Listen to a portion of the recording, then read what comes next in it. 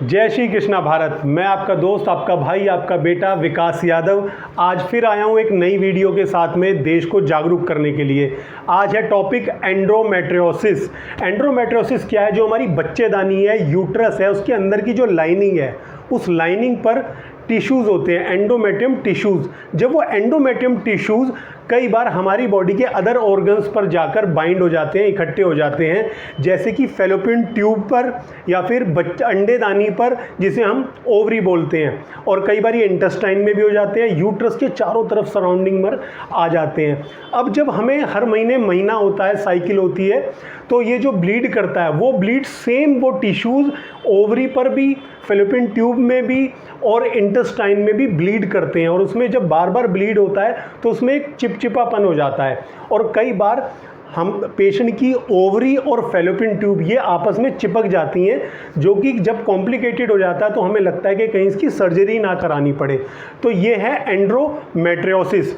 अब हम बात करते हैं कि ये था कि जो एंडोमेट्रियम टिश्यूज़ हैं उसी ऑर्गन में जहाँ पर बाइंड हुए थे वहाँ पर वो ब्लीड कर रहे थे इंटरनली, और जिसे कई बार हम चॉकलेट सिस्ट भी बोलते हैं, क्योंकि उसका जो कलर है चॉकलेट जैसा हो जाता है। दूसरा कारण क्या है? दूसरा कारण है रिट्रोग्रेड मैंचुरेशन। रिट्रोग्रेड मैंचुरेशन क्या है?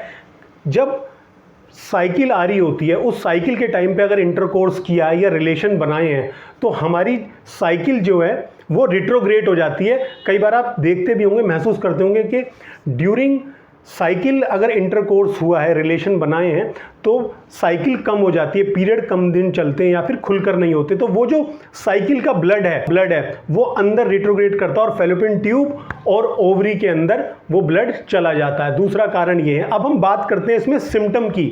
सिम्टम क्या पेशेंट महसूस करेगा?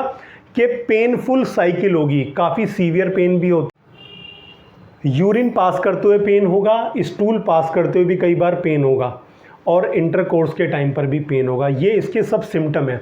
तो आपको इससे ज़्यादा घबराना नहीं है, बिकॉज मेडिसिनल ट्रीटमेंट्स अवेलेबल हैं। अगर आप इसका ट्रीटमेंट टाइमली लेंगे तो मेडिसिन से आपका ट्रीटमेंट हो जाएगा। और अगर ज़्यादा कॉम्प्लिकेटेड होता है, अगर ये पूरा फेलोपियन ट्यूब, ओवरी सब आपस के अंदर चिपक जाते हैं, तो कई बार सर्जरी भी करनी पड़ती है। तो हमें डॉक्टर के पास जाकर अपना ट्रीटमेंट स्टार्ट करना है। इसी एंडोमेट्रियम के अंदर मैं आपको एंडोमेट्रियम थिकनेस का और थिननेस का भी नया वीडियो देने वाला हूँ। जय हिंद, जय भारत।